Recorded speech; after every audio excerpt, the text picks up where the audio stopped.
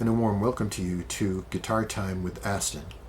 The song One Headlight by Jacob Dylan and the Wallflowers puts a new coat of paint on the old verse-refrain, verse-refrain, verse-refrain song format. It's a format that requires us to pit two strums against each other, and also tension and release from tension, where we build tension in one part of the song only to take it away in another.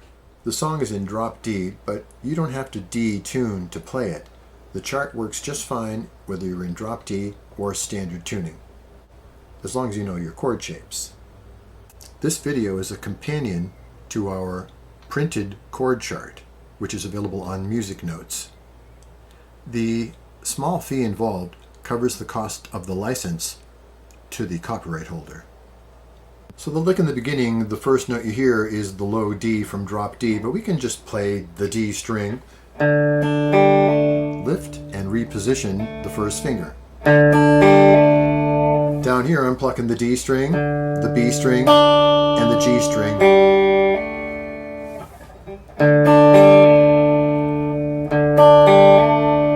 There's your opening lick. You can stay in first position chords for the whole song if you like. Some people like to throw in some bar chords. There's other fingerings we might want to use, but essentially G to D to F sharp to B minor. The same pattern over and over again. This sort of a strum. Da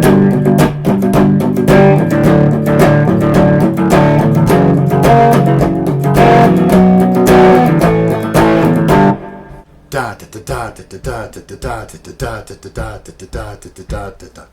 If you're a beginner or an intermediate, I would leave that on ice for a little while and just learn the song with one strum per beat, because really that's half of it anyway.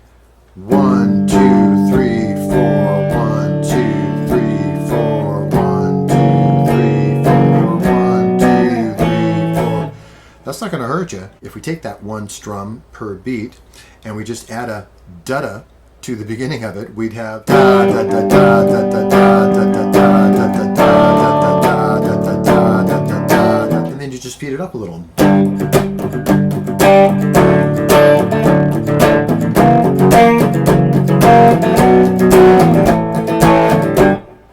It helps to have a little palm muting going on. If you don't know about palm muting, check out my video on palm muting. It's essential and you're going to use it all the time. We take the karate chop part of the hand and we just rest it on the bridge. Then you sort of just roll the hand so that the fatty part of the palm contacts the string and rests on the string. And we're literally muting the strings as they're in play. We're not doing this. We're doing this. Resting the fingertips on the face of the guitar wherever it's comfortable, and just sort of resting the forearm wherever it's comfortable in such a way that we can position the karate chop part of the hand on the bridge, roll a little of the fatty palm over onto the strings, favor the low strings, the bass notes, and maybe one or two others. That's the kind of palm muting that we do in many, many, many styles under the pop umbrella. So make sure you get your palm muting thing together. The verse is subdued, the refrain is unrestrained. We build tension with the verses, we let it loose with the refrains, and basically the song is 3 times around that paradigm. The first deviating chord change comes with the midtro, where we just have 2 measures of G, 2 measures of F sharp as a lead up to the refrain.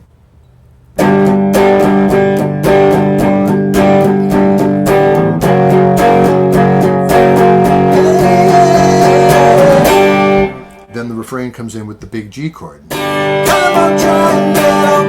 Nothing is forever. Got to be something better than in the middle. Me and Cinderella, put it all together. We can drive it home. One headlight.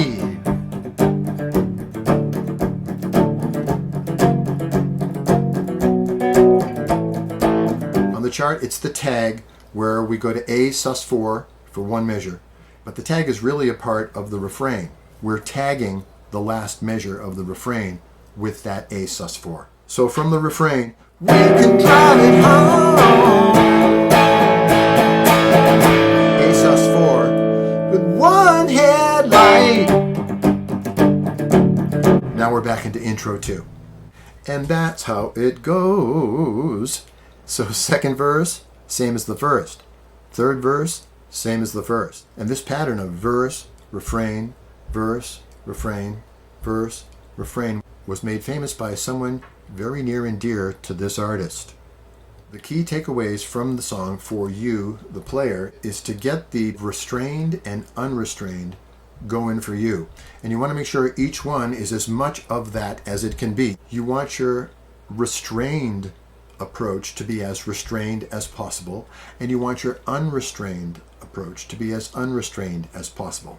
And this dramatic switch between the two, the difference between the two, the contrast, is how we make a song breathe on the guitar, especially with rhythm guitar.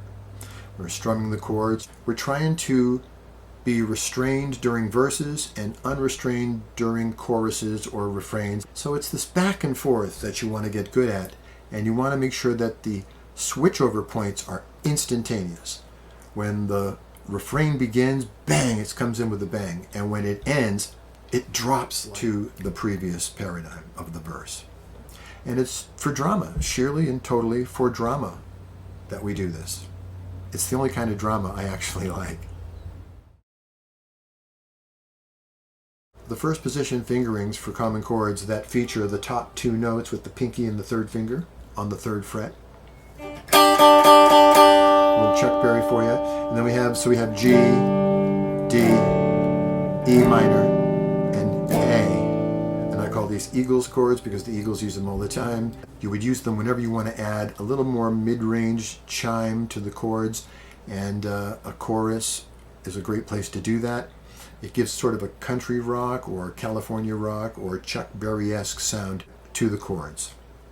That's why we would use them. So check out my video on Eagles chords. So other fingerings that come in handy is this G,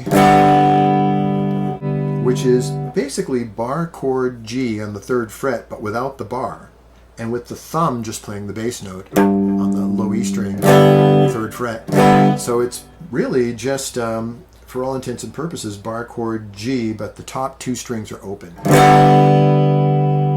So it gives it an open string or a first position sort of sound, yet with a little bar chord punch in there. It's great. It's not only a great G, it's a great F sharp. Very eerie and dissonant. And in the midro of this song, where we go 2 measures of G and 2 measures of F sharp, it's begging for a nice fingering like this.